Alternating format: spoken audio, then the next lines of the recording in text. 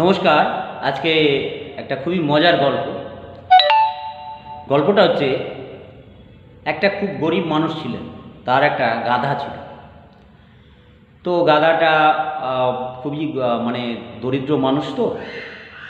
তো অর্থের অভাবের জন্য সে গাধাটা বিক্রি করার জন্য হাটের উদ্দেশ্যে রওনা হয়েছে। তো হাটে যেতে যেতে, তখনকার দিনে তো হেঁটেই যেত। তো যেতে যেতে গরমের দিন ছিল, তো সকালে বেরিয়েছে। তো যেতে যেতে রাস্তায় একটা বট গাছ দেখতে পেয়েছে, তো বট গাছের ছায়ায় বসেছে দুপুরবেলা টাইমে। তো বসার পরে তার ওই যে ক্লান্তি, যে হেঁটে এসছে, সেই ক্লান্তিতে তার একটু চোখে ঘুম চলে এসছে। তো বসে বসে ওখানে একটু হেলান দিয়ে ঘুমাচ্ছে। এবার ওই রাস্তা দিয়ে একটা চোর যাচ্ছে। তো চোর তখন কি করলো, গাধাটাকে খুলে নিয়ে চলে যাচ্ছে। যখনই চলে যাচ্ছে তখন এর ঘুম ভেঙে গেছে। ঘুম ভেঙে গেলে বলছে, তুমি আমার গাধা নিয়ে যাচ্ছ কেন? আমি গাধাটাকে বিক্রি করতে নিয়ে যাচ্ছি।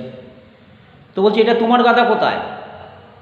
এই জমিটা আমার, এই জমিতে গাছ আমার, আমার এই গাছে গাধা হয়েছে, গাধা আমার।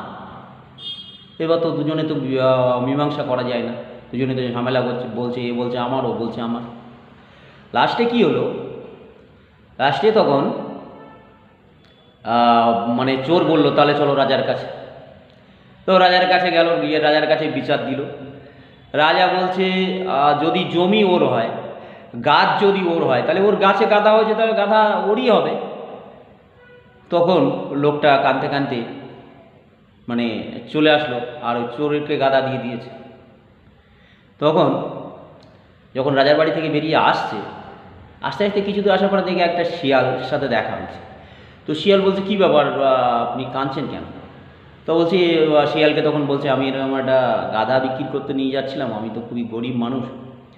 তো এক চোর এসে গাধাটা চুরি করে নিয়েছে, বলছে ওর জমি, ওর গাছ, ওর গাছে গাধা হয়েছে।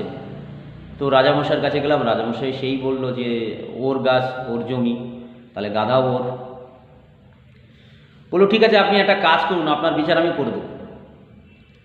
আপনি একটা কাজ করুন, আপনি গিয়ে রাজামশাইকে বলুন যে আমার একটা সাক্ষী আছে। তো সেই সাক্ষীকে আসতে গেলে রাজার বাড়িতে যত কুকুর আছে সব তাড়িয়ে দিতে হবে। তো রাজামশাই তখন মানে গিয়ে বলল যে, দেখুন, আমার একটা সাক্ষী আছে, তো আপনার বাড়িতে যত কুকুর আছে তাড়িয়ে দিতে হবে।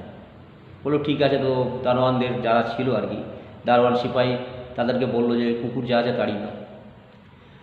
এবার শিয়াল পণ্ডিত ঢুলতে ঢুলতে রাজসভায় ঢুকলো। ঢুকে একটা থামের গোড়ায় বসে ঝিমোচ্ছে, মানে ঝিমোচ্ছে। ঝিমোতে ঝিমোতে এবার রাজামশাই তখন বলছে, কী ব্যাপার শিয়াল পণ্ডিত, ঘুমাচ্ছ কেন? তো বলছি, কি আর বলবো রাজামশাই, কালকে জলে আগুন ধরে গেছিল, এবার মাছ সব মানে পাড়ে উঠে গেছে। তো ওই খেতে খেতেই রাত শেষ হয়ে গেছে, ঘুমাতে পারিনি, তার জন্য ঘুম ধরছে। রাজামশাই ধমক দিয়ে বলেন, হাট, বলো কি তুমি, জলে আগুন ধরে নাকি? বলছে, রাজামশাই, জলে তো আগুন ধরে না, কথাটা ঠিকই, কিন্তু গাছে গাধা হয় আপনি কোনোদিন শুনেছেন? তখন মানে রাজামশাই তখন চিন্তা করলো, তাই তো, তো আমারই ভুল। এবার সিপাহীদেরকে বললো, যাও ওই চোরকে ডেকে নিয়ে আসো।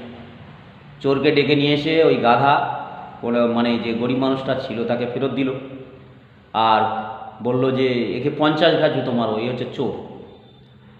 তো গল্পটা এই পর্যন্তই ছিল। সবাই ভালো থাকুন। ভালো লাগলে একটু লাইক কমেন্ট করবেন। ভালো থাকবেন সবাই।